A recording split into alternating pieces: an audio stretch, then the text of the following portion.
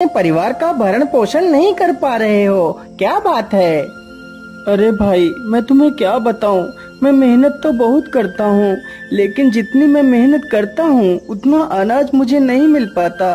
क्या करूं भाई, इतने ही अनाज में मुझे घर का सारा खर्च उठाना पड़ता है। अब तुम ही बताओ मित्र, मैं क्या करूं?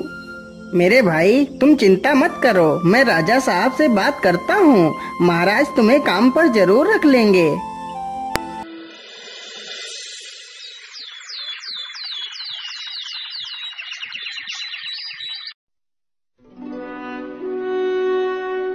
अगले ही दिन पन्नालाल राजा से बात करता है। महाराज, वह बहुत ही ईमानदार है, वह हमारे साथ मिलकर इस बगीचे को और भी हरा भरा बना देगा।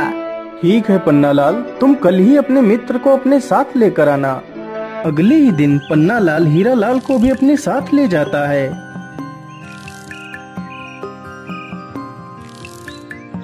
हीरालाल, तुम्हें अपने मित्र के साथ मिलकर इस बगीचे की देखभाल करनी है।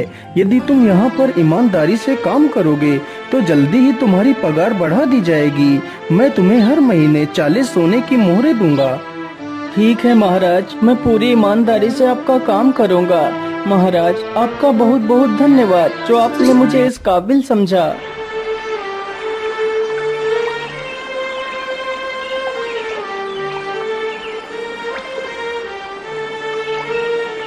अगले ही दिन से हीरालाल अपने मित्र पन्नालाल के साथ काम करने लगता है। इसी प्रकार कई दिन गुजर जाते हैं।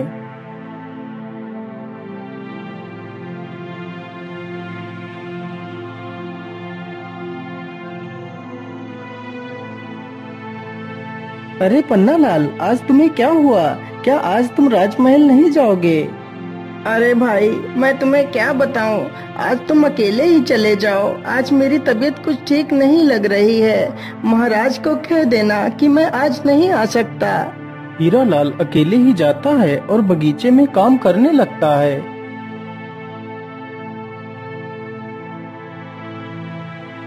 अरे हीरालाल, आज तुम अकेले ही बगीचे में काम कर रहे हो।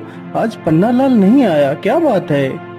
महाराज, आज पन्नालाल की तबीयत ठीक नहीं है, इसलिए वह काम पर नहीं आया है। अच्छा, कोई बात नहीं, तुम आराम से काम करो।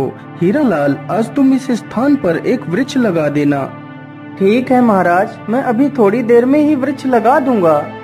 हीरालाल की ये बात सुनकर राजा वहाँ से चला जाता है। मैंने फूलों को तो पानी दे दिया है, चलो अब इस स्थान पर एक गड्ढा खोद कर एक वृक्ष लगा देता हूँ। इतना सोचकर हीरालाल गड्ढा खोदने लगता है। कुछ देर गड्ढा खोदने के बाद अचानक हीरालाल के फावड़े में कोई वस्तु टकराती है। अरे ये क्या, ये आवाज किस चीज की थी? मुझे लगता है यहाँ पर कोई वस्तु जरूर है। मैं ऐसा करता हूँ, जल्दी से इस स्थान को खोद देता हूँ। हीरालाल जल्दी से उस स्थान को खोद देता है। अरे वाह, ये तो एक संदूक है, जरूर इसमें कोई कीमती वस्तु होगी। चलो मैं इसे खोलकर देखता हूँ। हीरालाल जैसे ही संदूक को खोलता है तो देखता है, अरे वाह, यह संदूक तो सोने की मोहरों से भरा हुआ है। चलो मैं जल्दी से इस संदूक की खबर राजा को दे देता हूँ। महाराज जल्दी चलिए, बगीचे में कोई पुराना संदूक निकला है।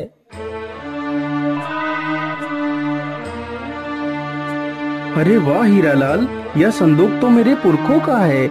इस संदूक को तो मैं कितने वर्षों से ढूंढ रहा था, लेकिन मुझे यह संदूक नहीं मिला और आज तुमने इस संदूक को ढूंढ लिया। मैं तुमसे बहुत प्रसन्न हुआ। आज तुमने अपनी ईमानदारी का खरा सबूत दिया है हीरालाल, इसलिए मैं तुम्हें कुछ इनाम देना चाहता हूँ।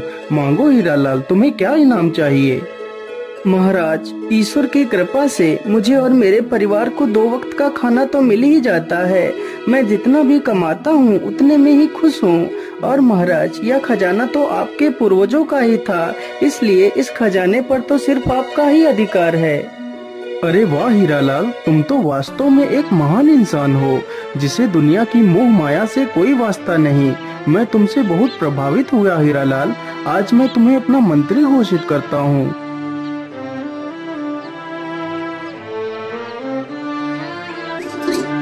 अगले ही दिन से हीरालाल मंत्री बन जाता है।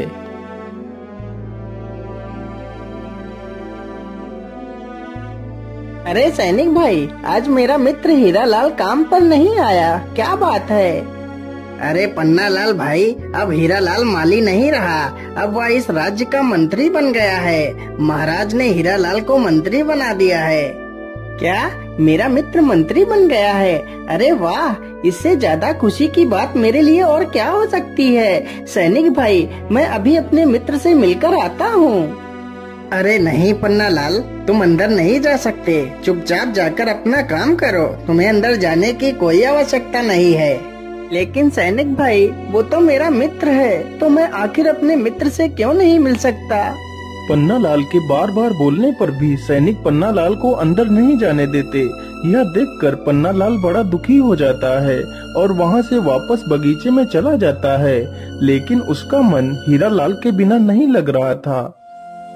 सैनिकों, जाओ और मंत्री जी को उनके घर छोड़ कर आओ। राजा का आदेश होते ही सैनिक हीरालाल को रथ पर बिठा लेते हैं। तभी उसका मित्र पन्नालाल आ जाता है। अरे भाई, तुम तो मंत्री बन गए हो, तुम्हें मंत्री बनने पर मेरी तरफ से ढेर सारी शुभकामनाएं। मित्र, यदि तुम बुरा ना मानो तो मैं भी तुम्हारे साथ ही चलना चाहता हूँ। नहीं पन्नालाल, आप मंत्री जी के साथ नहीं जा सकते, यह रथ सिर्फ महाराज और मंत्री के लिए है, इस रथ पर तुम नहीं बैठ सकते। ये बात सुनकर पन्नालाल और भी ज्यादा दुखी हो जाता है।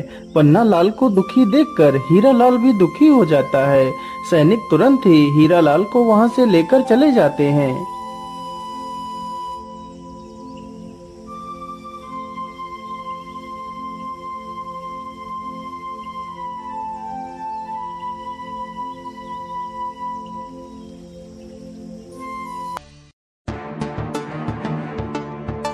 अरे ये क्या, ये वृक्ष अचानक से सूखने कैसे लगा? देखते ही देखते पूरा वृक्ष कुछ ही पलों में सूख जाता है। ये देखकर पन्नालाल काफी ज्यादा परेशान हो जाता है। अरे ये क्या, ये तो सारा पेड़ सूख गया। महाराज को तो यह बगीचा अत्यंत प्रिय है, यदि बगीचे में कुछ हो गया तो महाराज मुझे नौकरी से भी निकाल देंगे। मुझे जल्दी से चलकर महाराज को सारी बात बता देनी चाहिए। पन्नालाल तुरंत ही राजा के पास जाता है और सारी कहानी सुना देता है। लेकिन पन्नालाल, आखिर अचानक से पेड़ कुछ ही पलों में कैसे सूख सकता है, इसका क्या कारण है? महाराज, ऐसा होना संभव है। यदि बगीचे के ऊपर से कोई पर वाला सर्प निकल जाए तो उस स्थान की सारी हरियाली धीरे धीरे नष्ट हो जाती है। लेकिन मंत्री जी, क्या इस रोग को रोकने का कोई उपाय नहीं है? महाराज, इसका उपाय तो है, लेकिन उपाय बड़ा कठिन है। मेरे साथ भी एक बार ऐसा हुआ था महाराज, मेरी फसल भी लगभग सारी नष्ट हो गई थी।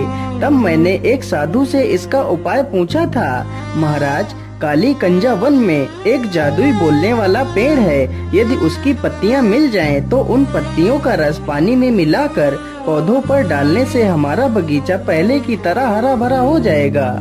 तो फिर ठीक है पन्नालाल, तुम जाओ और उस पेड़ की पत्तियां लेकर आओ। क्षमा कीजिए महाराज, लेकिन उस पेड़ से पत्तियां लाना सबके बस की बात नहीं है। वह वृक्ष पहले पहेलियां पूछता है, फिर अपनी पत्तियां देता है। तो इसमें और भी अच्छी बात है, आखिर मैं भी देखूं पन्नालाल कितना बुद्धिमान है। महाराज, यदि आपकी आज्ञा हो तो मैं भी पन्नालाल के साथ जाना चाहता हूँ। नहीं मंत्री जी, यह छोटे मोटे कार्य तो हमारे नौकर भी कर सकते हैं, तुम्हें वहाँ जाने की कोई आवश्यकता नहीं। राजा इतना कहकर पन्नालाल को अकेले ही पत्तियां लेने के लिए भेज देता है, लेकिन हीरालाल अपने मित्र के लिए बहुत ही चिंतित था। पन्नालाल उस पेड़ को ढूंढते ढूंढते उसी काली कंजा वन में पहुंच जाता है।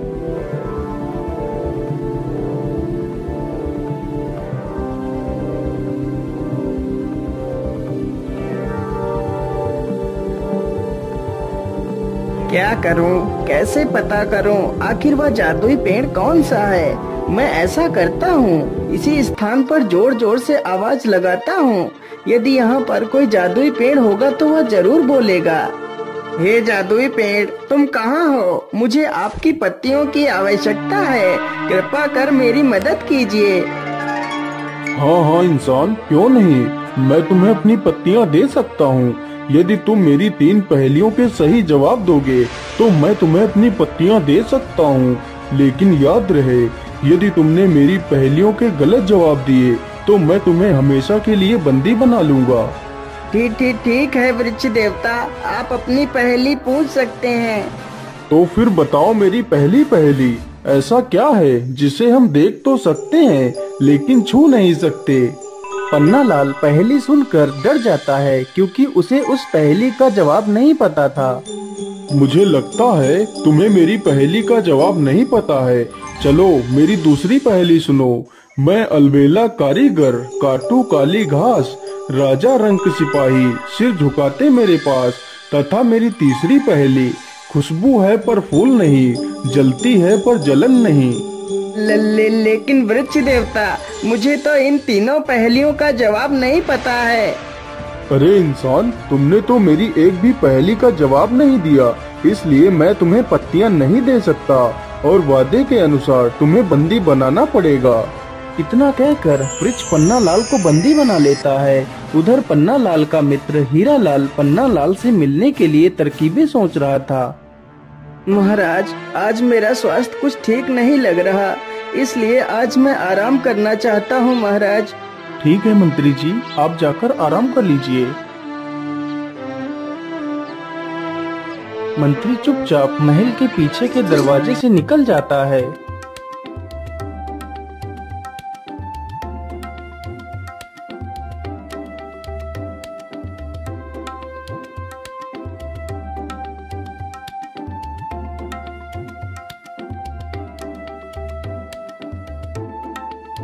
हीरालाल उसी जादुई पेड़ के पास पहुंचकर देखता है कि उसका मित्र पेड़ पर ही बंदी बनकर एक पिंजरे में बंद है।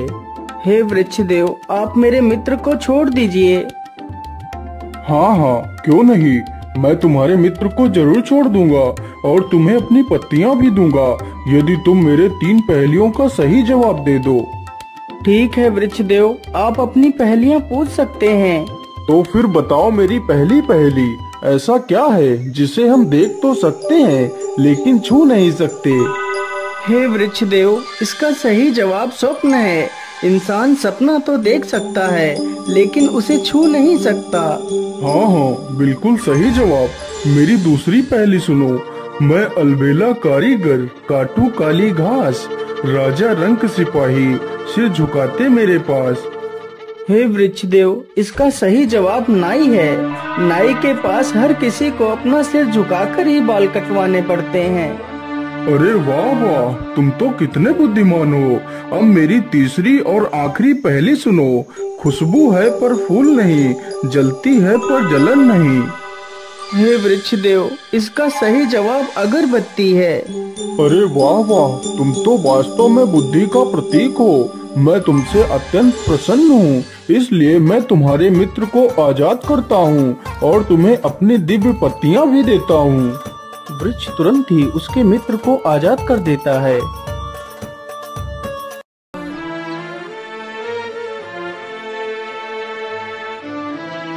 हीरालाल अपने मित्र पन्नालाल को अपने गले से लगा लेता है। मेरे मित्र, मैं मंत्री बनकर तुमसे कितना दूर हो गया। मुझे मंत्री नहीं बनना है। पहले तो हम साथ में ही रहते थे, साथ में ही काम करते थे, लेकिन अब तो तुमसे मिलना भी मुश्किल हो जाता है। मैं आज ही महाराज को बोल दूंगा कि मुझे मंत्री नहीं बनना है, मैं माली बनकर ही खुश हूँ।